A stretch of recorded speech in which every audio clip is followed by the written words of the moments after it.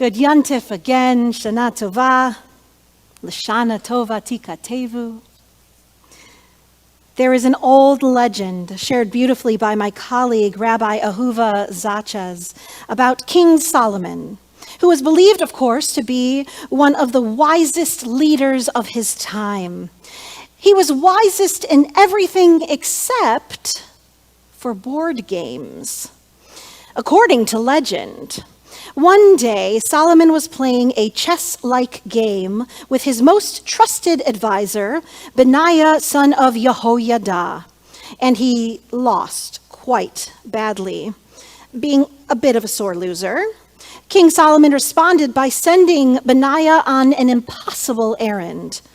King Solomon asked Benaiah to find him a ring which had the power to make a happy person sad and a sad person happy.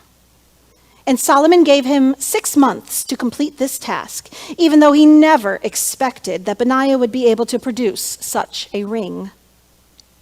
Now, Benaiah was King Solomon's most trusted advisor for a reason. He was incredibly trustworthy, intelligent, and hardworking. So naturally, he set out to accomplish this errand right away. He traveled from one corner of the kingdom to the next, asking each jewelry maker if they had ever heard of such a ring. But each goldsmith responded with some variation of the same reply. They could easily give him a ring that would make a sad person happy, but not a ring that could make a happy person sad. On the last day of his 6-month quest, the very last day, Benaiah began to walk toward the royal palace, ready to admit defeat. But on his way, he noticed a small and dusty little workshop tucked away in a side alley. After one look at the inside of this little store, Benaiah's heart filled with disappointment once again. As he began to turn and walk away, the shopkeeper, an old and frail man, approached Benaiah and asked if he could be of some assistance. Benaiah tried to hide the disappointment in his voice, but nevertheless explained that he was trying to find a special ring that possessed the power to make a sad person happy and a happy person sad. The old shopkeeper listened thoughtfully, nodded, and then said he had just the thing. Stunned, Benaiah watched the old man rummage through some piles in the back of his store. Here it is, said the shopkeeper as he handed Benaiah an unassuming ring. Benaiah inspected the ring carefully. His face lit up with excitement as he read the words inscribed on the inside of the ring. Thank you, said Benaiah as he paid the old shopkeeper and hurried back to the palace. When Benaiah arrived in the throne room, he saw King Solomon sitting with a grin on his face. Did you come empty-handed? Asked King Solomon. No, Your Majesty, said Benaiah as he carefully removed the ring from his pocket. Solomon's eyes grew wide with surprise. It did not take long for King Solomon to spot the inscription, which said, Gam ze ya'avor, a Hebrew sentence meaning, this too shall pass. As Solomon contemplated the meaning of this phrase, his grin gave way to a grimace. His advisor Benaiah had won yet again. How true this phrase was. This too shall pass. Nothing in life is permanent. When things are going well, we don't want them to end. So thinking about the inevitability of change could cause a happy person to feel sad. But when things are going terribly, we cannot wait for that terrible situation to be over. Thus, remembering that everything is only temporary can make a sad person happy. Gam ze ya'avor. even the sweetest moments. Gam ze ya'avor, even the hardest ones.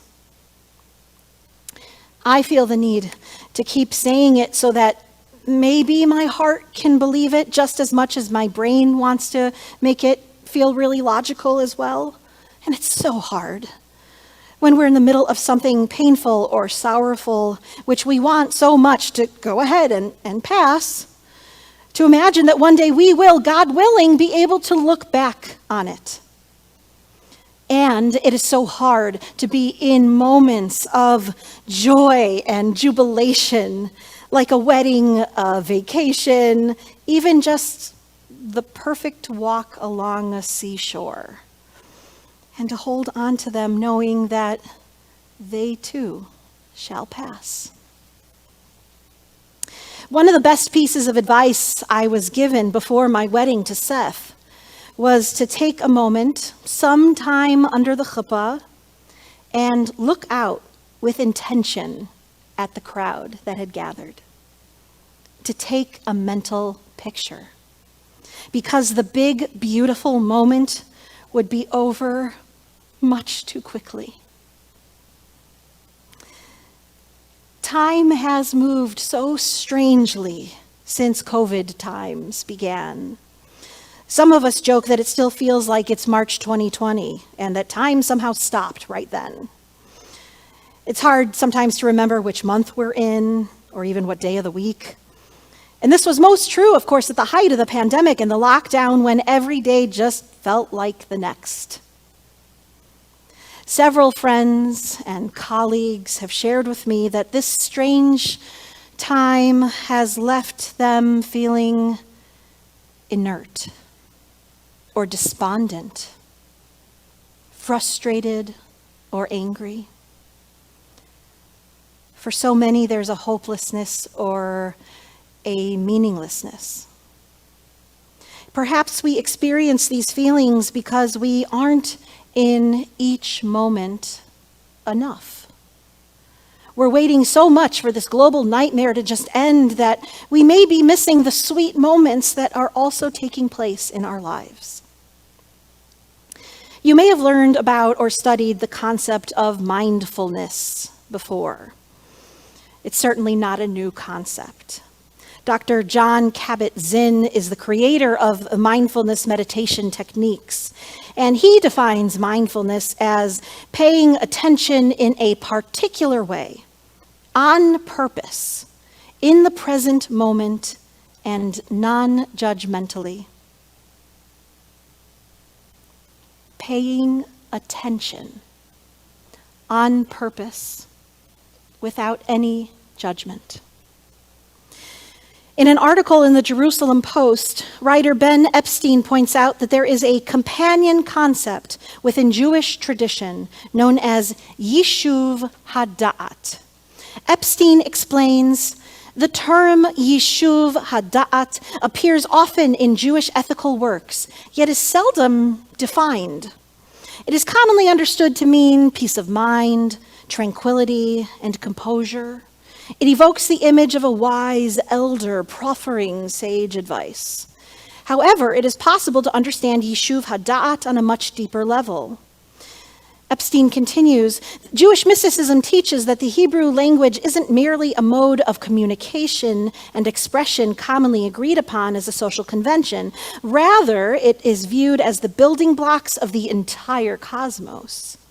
The Hebrew language is unique in that it not only serves to describe an object, but also conveys the essence of what is being transmitted. The word Yishuv, which may be familiar from yeshiva, for instance, which is related, means settlement or being seated in some way. And da'at may be translated as knowledge or awareness. Thus, a settled awareness, which connotes a tranquility that most people have come to associate with this term, Yishuv HaDaat. But at its root, the word da'at has a more profound meaning. The mystics explain that the Torah's first usage of a word serves as its archetype, in the light of all of its subsequent usages in the ways in which it should be viewed. The first time that da'at is used in the Torah is in the verse, Adam knew his wife Eve, in Genesis chapter 4, verse 1. Adam knew his wife not merely cognitively, but as we know, to know someone biblically also means something very intimate. Da'at thus indicates a fusion, connection, and unification. All other terms used to translate da'at are derivations of this original meaning. And the only way to know the essence of something is to unite and fully connect with it. Thus, Yishuv HaDaat is so much more than just peace of mind. It is settling into or unifying with present moment awareness.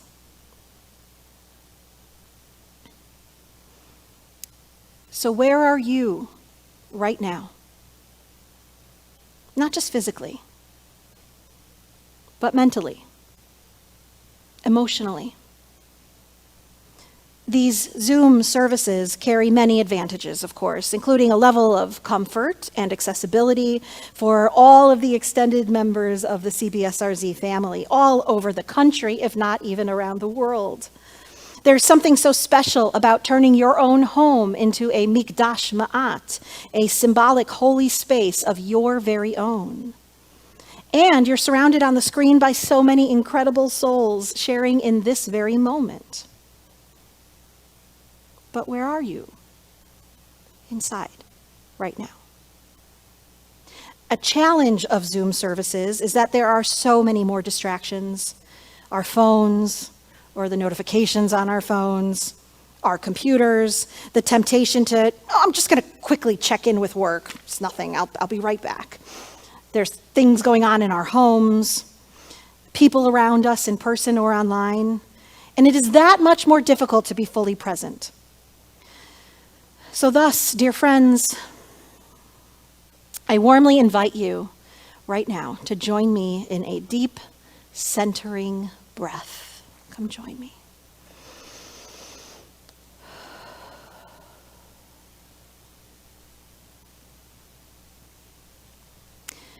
I also invite you in our High Holy Day services tonight and those to come to be fully present, to be here, to be mindful, to be settled into this present moment with full awareness. For this moment, whether it is difficult or sweet, complicated or benign, spiritual or just another service, it too shall pass.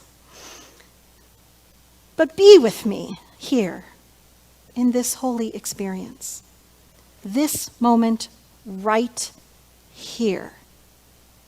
For each service, perhaps you can center yourself and listen for that still small voice within you that knows the potential that your soul has for the new year. Be fully attentive to the shofar call, the stirring music, the words of our liturgy, the message of your own heart. Let it be that when high holidays have passed this year, you will feel renewed, spiritually inspired, and ready for what lies ahead in 5782. Because it begins in this moment, right here. May we all be blessed in this moment forward with peace, good health, sweetness, and joy. Ken Yehi Ratzon, may this be God's will. Amen.